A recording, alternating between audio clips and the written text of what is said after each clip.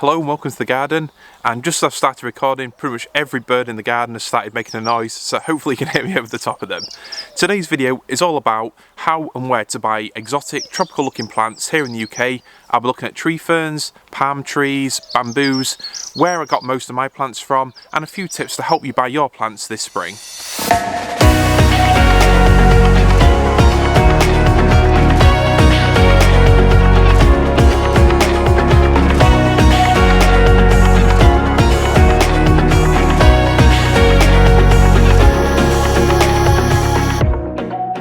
So, before I begin today's video, I just wanted to mention that I'm fully aware there's a big contradiction. In one of my UK Tropical Garden Basics videos, I did say that I wasn't going to refer to any particular suppliers. Now, there was a few reasons for that. Firstly, I think as soon as you start mentioning particular company names, then people start thinking you've maybe sponsored by them, you've got some sort of links with them. I can absolutely say this isn't the case. I've bought every plant in my garden, and this video is entirely based on my own experiences and those I see in the various Facebook groups I'm members of. So that's one reason. Secondly, is that I didn't want to miss out maybe a few of the companies that I have had good experiences with, I just haven't used for a while. It's very hard to remember all the different companies that you use when you're putting a garden together, and there's a lot of, well, definitely small, independent, specialist companies that really deserve more recognition. So what I plan to do is just talk about various more general buying tips for each group of plants, and maybe mention one or two suppliers that I've had really good experiences with in the past. And if you want a more comprehensive guide, if you go onto a Facebook page like the UK Tropical Style Gardening and look in the announcements section, they've got a really comprehensive list of all the different suppliers you can go to. Something like that is a great resource for tried and tested companies you can buy from here in the UK. In addition to those reasons, I also think that there's never been a more important time than now to support the small, the independent and the specialist plant growers and nurseries, certainly over the bigger catalogue companies. A lot of these smaller businesses, they've definitely been hit hard over the past year with the coronavirus pandemic, with Brexit, with rising costs, but they offer us so much. They often have a lot more knowledge and passion about the plants that they're selling, rather than the bigger companies, where often plants are sold as hardy, being able to take -10 when they definitely can. So you've got the knowledge at these companies. You've also got the range that they offer. If you're into your rarer exotic plants, you might find there's 1, 2 or maybe even 3 suppliers in the whole country that can sell the plant you're wanting. So we really need to keep these options open to us.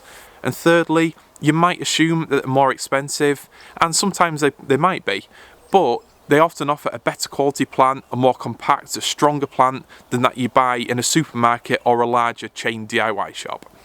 I'm not saying that every company that I'm going to mention in this video is one of these small independent or specialist suppliers, but in general, some of my better plant buying experiences and better quality plants in my garden have come from these smaller suppliers, so it's important to bear it in mind. The final reason is that I see a lot of people, especially beginners to tropical gardening, going into the various Facebook groups and asking where do I get these plants from or how do I buy these. So I've built up a lot of experience in putting this garden together and collecting these plants over the years, and if any of my information is helpful to you, then that's absolutely amazing. So producing this video has been 100% worthwhile. Starting things off then, let's look at palm trees. Now, the most common variety in the UK by far, you can buy these in garden centres, supermarkets, everywhere really, is Trachycarpus Fortunei, like these here. They're a fan palm, which means the leaves or fronds are literally like a palm, and you can buy them in sizes maybe a bit smaller than this. This is a 10 litre for around a £5 in supermarkets, up to big trunk specimens like these here, where the trunk's maybe 1.5 metres tall. Those I bought them around £100, but I think now you're probably looking at 200 and something for something that size. You can even get them taller than that if you want to spend a lot more for that instant impact. But the first thing I would check, do a bit of research and make sure the variety that you're looking at is actually suitable for your garden. A lot of palms have varying levels of hardiness, which basically means if you live in a colder area in the UK, you might find that the palm you're wanting isn't necessarily suitable, or it won't grow very well where you are. So do a bit of research and just check that the palm you're wanting is actually going to be suitable for your garden.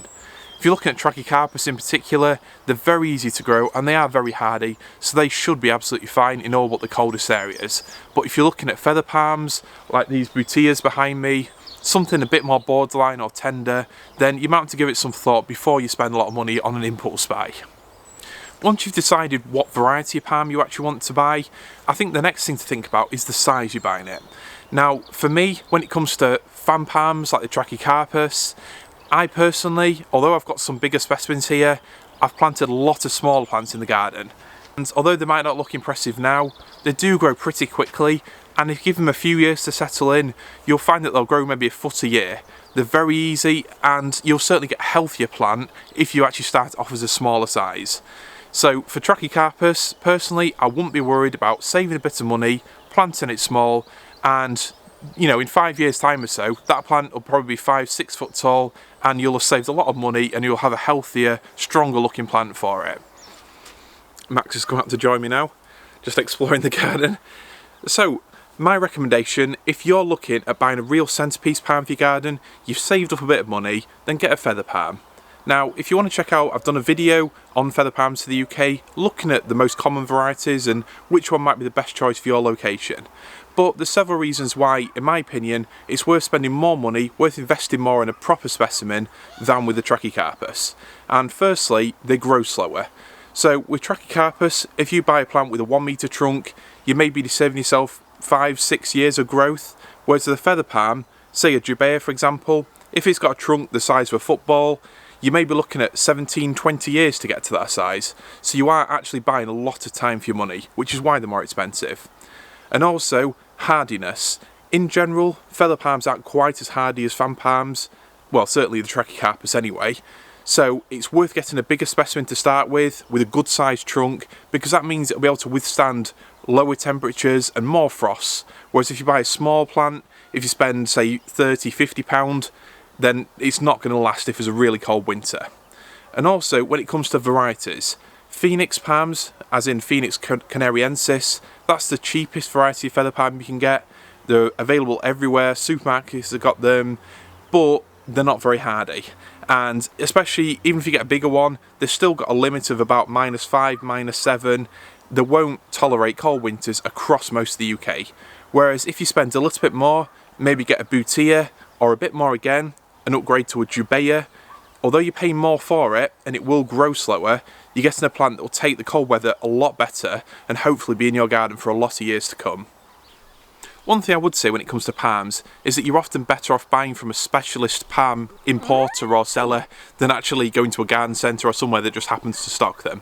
Garden centres are often quite pricey when it comes to Trachycarpus. You tend to find they've had their stock in for a number of years, and they're often double the price that a lot of online specialists are.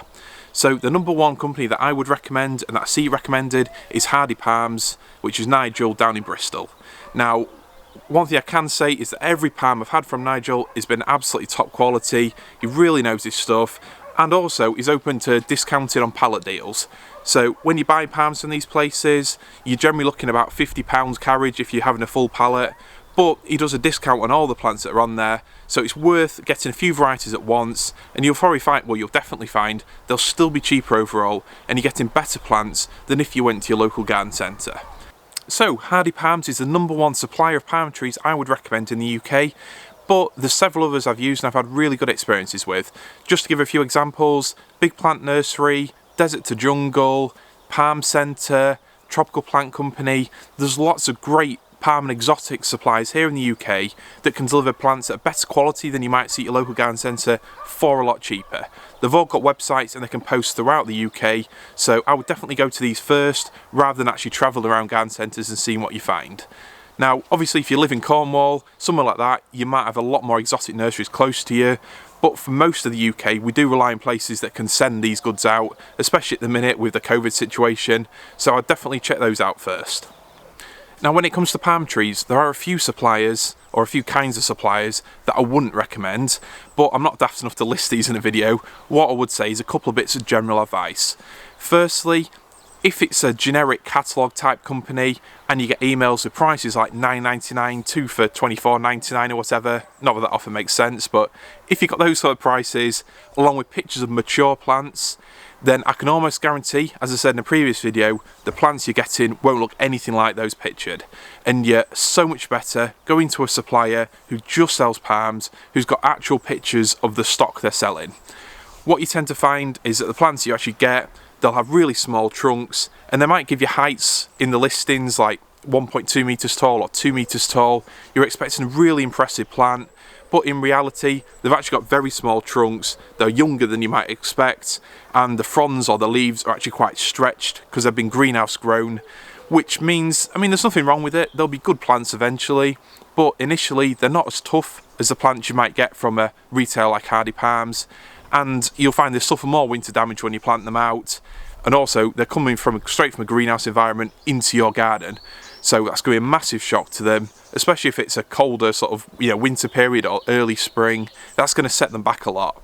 Whereas if you buy these plants from an actual nursery or a wholesaler of palms, they'll have been outdoors in the UK for quite a while, probably been bought from outdoor stock, so they'll be a lot tougher to start with and worth the extra money. Next up then, we're looking at tree ferns, and as you can see, mine look a bit ropey at the minute, the fronds are slightly browned, and this is purely because we've had a colder than average winter here. Maybe not an absolute cold, we've had a few -5s, but more just the duration of the cold and the amount of frost we've had. So although the fronds are browned, they don't look great right now. The actual plants, the trunks themselves, will be fine, or should be absolutely fine, and we should start to get new fronds out in the next few months, certainly sort of May to early June time at the latest. So, when it comes to buying tree ferns, what's a couple of things you should consider? Firstly, I would say, is how long they take to grow. Now, as a rough average, a figure that gets thrown about a lot on the internet, the trunks can actually grow about 1 inch a year. So that's very slow, but in reality, it might be as slow as 1 centimetre a year, or potentially up to 2 inches a year, depending on the conditions and where they're grown. So with tree ferns, more than probably any other plant other than some palms, you are buying time. And if you want a tall tree fern, unless you're planning to live to 200 years old, you need to buy a tall one, because it's not going to grow significantly unless you're talking 20-30 years plus. That plant will pretty much be the size that it is when you bought it. So that's something to take into account. However, that being said, you can get tree ferns with maybe a 1 foot trunk or a 2 foot trunk that still put out impressive fronds. You can still get fronds that are 5-6 foot long from a 1 foot plant even.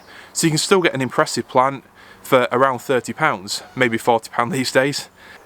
One thing I should clarify is that when I'm talking about tree ferns in this video, I'm talking about Dicksonia antarctica, which is the most common tree fern you can buy and also the hardiest. The hardy across most of the UK, certainly with a bit of winter protection. Now, you can get rarer varieties that are slightly more tender, like Cyathias, but you generally buy those potted, whereas with Dicksonias, you can either buy them as a bare trunk or as a potted plant. So, selling a plant by the foot of trunk sounds like a very weird way of doing it, but it's obviously just because of how slow they grow and how many they can fit in a container. Now, if you don't know, one of the things that you need to look out for when you're buying a tree fern, it's not an issue with pretty much any of the big supplies I've ever used, but you need to make sure they've got the little sustainable tag on them to show that they've been sourced or farmed sustainably. As they're clearing land in Australia, they cut these tree ferns down and they literally just chainsaw them at ground level, chop the fronds off, pack them into containers, ship them across the world, and then bring them out here, and the fronds just grow again over the next year. So they're really, really tough plants, just so that they can take all that and still grow again. Now, one thing you might notice is that buying them as a bare trunk, because you don't have the costs of potting them up and actually growing them on for a bit, it's a lot cheaper than buying them potted.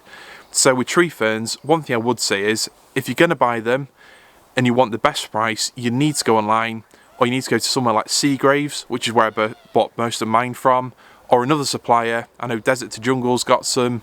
There's a load of different suppliers in the UK. Palm Tree Company has got good stock in. But one thing you tend to find is that they run out of stocks pretty quickly, and certainly for the bigger sizes, it's a case of if they're for sale and you want one, get it, because they will sell out pretty quickly. And I think with all the issues going on in the world this year, they're a plant that's definitely going to be affected by supply issues more than any other.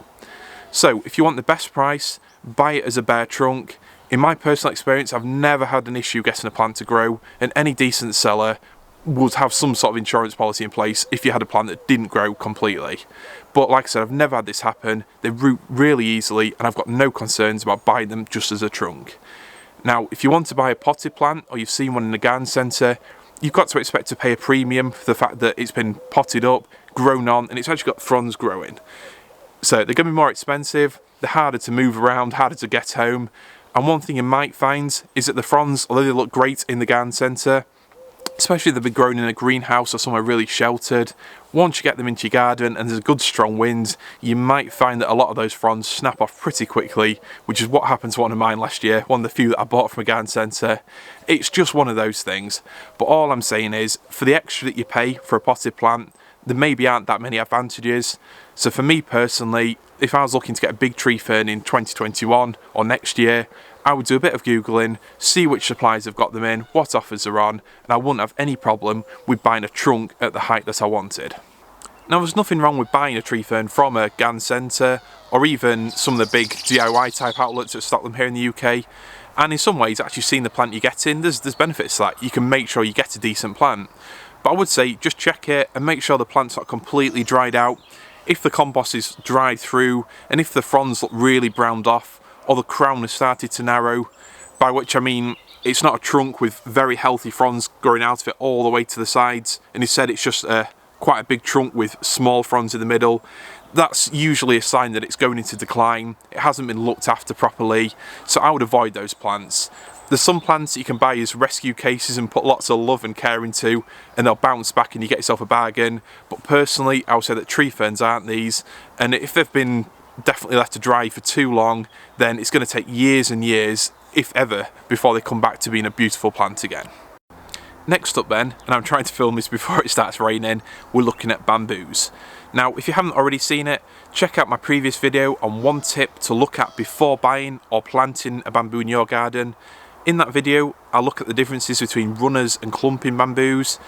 Firstly, you don't want an invasive bamboo taking over your whole garden, so it's important to know which ones can run at the time of buying, and if you do want one of those, how to contain it. And secondly, just to really dispel the myth that all bamboos are invasive, and there's actually some really nice clumpers you can buy that still look attractive, you can still get that tall height from them, but they're not going to take over your garden. So, if you decided you want a bamboo, one of the best sites that I personally have got a lot from as a resource is Chimae. I don't know if it's pronounced as Chimae or Chimae bamboo. Check it out. I bought a lot of my, especially the rarer varieties of bamboo from them. That was pre-Brexit, so I don't know if things are a bit trickier now. But they've got a massive variety and they sell all kinds of unusual bamboos, some really tough and hardy ones that will grow well here. But in terms of UK suppliers, one that I would recommend above all others is Scottish Bamboo. If you go onto their website, they sell lots and lots of varieties, and one of their mottos is something I hold really sort of strongly myself, and that's buy small and the plant will grow better. Because bamboos grow so quickly, there's no worries at all about buying them in a smaller size, and a lot of mine, probably not these ones behind me, but a lot of my Phagesias I bought in a 5 litre size, and you find that they double in height and width every single year, so they soon get up to that mature size that you're wanting. Whereas if you actually buy a plant, or if you see them in a nursery or garden centre that's got really impressive tall canes, it's probably a more recent, division from a more mature plant, and in reality, you plant that, it's going to take a few years to recover and start putting out canes that are the size you're wanting. So I would definitely recommend with bamboo. Again, I mentioned this in my money saving tips video on budget tropical gardening. It's worth buying a bamboo small, saving your money that way, and put that money into plants that take longer to establish, like the feather palms. Another thing to mention about bamboos is that if you are going to buy a bigger one, what you're actually paying for is below the ground or in the pot rather than what's above it. Now, the canes that you've got coming from that, you might only have 2 or 3 canes, but what you're buying is that rhizome beneath the soil inside the pot, and that's got the energy and the potential for next year's canes. So if you see a pot that's nice and full, then potentially that's going to be a very good buy. It'll put out lots of canes next spring. And the reverse, if you see a pot where the rhizome's a bit loose and there's a lot of bare soil around it, I'll probably avoid that one and maybe stick with a smaller plant from somewhere else.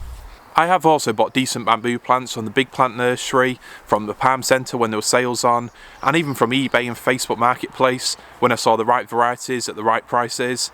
People do a lot of divisions from their clumps at home, and it's a good way of picking up the more unusual sorts you don't see for sale everywhere. So it's worth looking beyond your big DIY department store, and you tend to find that they've got quite a basic range anyway. They usually only stock Phylloseckis aurea, which is a green, quite boring variety. I mean, it's tough, it'll grow really well, but it doesn't do a lot for me personally. And Phylloseckis nigra, which is the black cane variety, which to me, most plants I've seen never really live up to the reputation or the idea of it I've got in my head, and it's slightly overrated. So if you look beyond these, I mean, if you're looking at clumpers, there's Fargesia robusta Campbell, which I mentioned and recommended in my previous bamboo video. There's also Burinda papyrifera, which has got beautiful blue stems, or culms should I say. And looking at the big runners, like behind me, you've got the Vivax aureocalis. There's so many different varieties, and it's one of those groups of plants where there's amazing ones that we can grow here, but they're just not widely available. So my advice again would be, go to these specialists, actually read the description of these bamboos from people who know what they're talking about, choose the one that you really want for your garden, and something that's going to grow well in a predictable manner. So if you've already got your garden planted up with these hardy palms, the Trachycarpus, then you've got your tree ferns and bamboos, and you've already got a good hardy backbone of cordylines, phormiums, fatsias, all those kinds of plants, and you really want to take this interest to the next level and really add that exotic vibe to your garden, there's two sellers in particular that I would recommend checking out. The first is Krieg Farm Plants, and the second is Pan Global Plants. Now, I've been down to Pan Global Plants a couple of years ago, and their garden there is absolutely amazing. The first thing that will jump out at you, or that really impressed me anyway, is the agave montanas. When you see agaves that are getting on for a metre across, they just look so impressive. And when it actually comes to agaves in particular, the two varieties I would recommend are Montana and Avatifolia.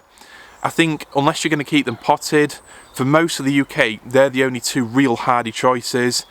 You can maybe get away with Americana from sort of London and south, but generally speaking, especially up here up north, Montana is an absolutely amazing choice. It does definitely look spectacular when it gets to a big size. They can take a lot of moisture, and with just a bit of overhead cover in winter, you can pretty much get them through blemish free. The main reason I recommend those two companies is because of the massive range of exotic rarities they stock from around the world, often introduced and discovered by the owners themselves. You've got plants like Scheffleras, which are actually quite new to cultivation. You've got amazing foliage plants that have only been introduced the last 10-20 years that are actually perfectly hardy and should grow really well in the UK. Now for me, these kind of plants are what takes your garden to that next level. So when you first get into exotic gardening, it's the big banana plants, the tree ferns, the palm trees that attract you. But to really create that proper exotic jungle vibe, I think it's foliage plants like Scheffleras that really make it. And I'll actually be looking at those in another video soon.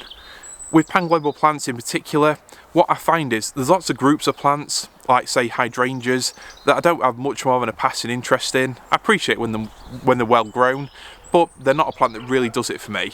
But if you go to Pan Global, you look through their shrub section and the tree section, and you'll find that they often stock or can get hold of just the most amazing varieties of all these kinds of plants. So there might be a variety of a particular shrub you're after that's got massive leaves or a particular kind of flower, even honeysuckles. There's all sorts of different plants where there's a really exotic form that you can put into your garden, and chances are most people won't have a clue what it is or where it's from.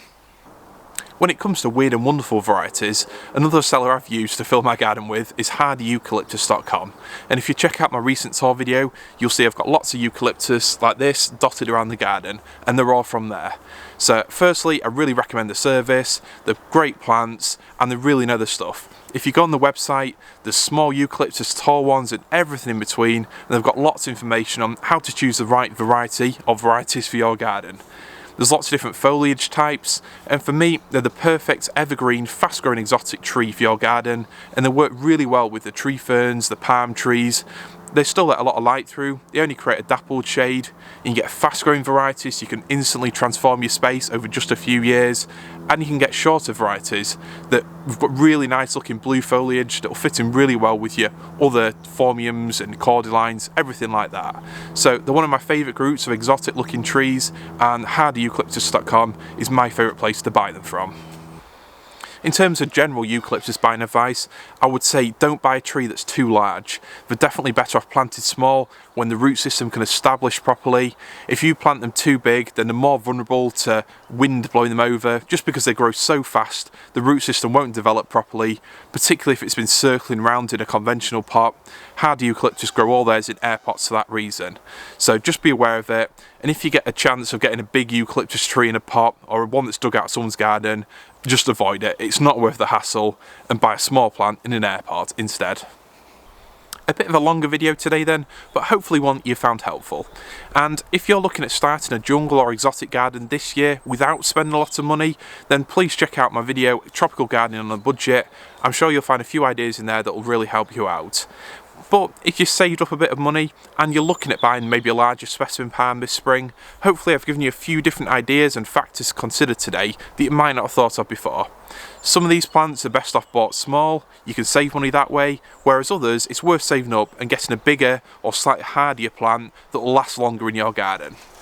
Now one thing's for sure, and that's that I'm not a millionaire, and there's no way I could have bought all the plants in our garden at garden centre prices in 2021.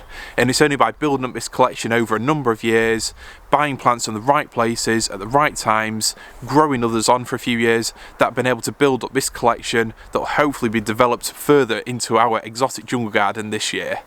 So hopefully today's video has been helpful, and whilst I couldn't cover every kind of plant, if there's a certain variety or type of plant you want a few buying tips or recommended supplies for, just leave me a comment below and I'll get back to you as soon as I can. When it comes to more run-of-the-mill exotics like your cordylines, phormiums and the summer bedding style plants, I do tend to use local garden centres, purely because when you're looking at lower value plants, the difference between a garden centre and a wholesaler or online retailer isn't as dramatic, and you do get to see what you're actually buying, so you can choose out the right plants that way. And if you have a look on Facebook, check out the ratings, recommendations. I'm sure you'll find a garden centre close to you that's got some really good exotics that doesn't charge you for them. And like I mentioned at the start, if you go into the Facebook group, the UK Tropical Style Gardening, you'll see there's a full list of suppliers with hundreds I haven't even mentioned. They're absolutely great for exotics here in the UK. So this next few, they didn't make a mention in the video, but I want to just mention them at the end. They're well worthy of it. And that is Turn It Tropical, which is Carl's website. He sells a really good range of summer sort of exotics, so your cannas, anything that's a bit unusual like that, he's the man to go to.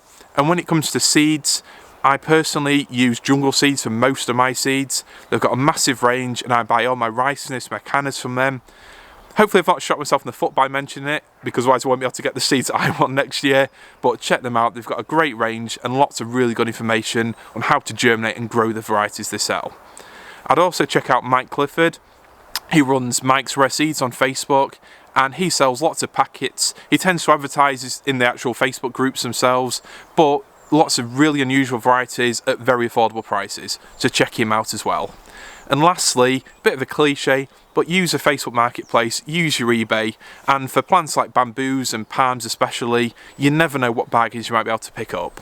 So happy gardening, hopefully this has helped, and see you all soon.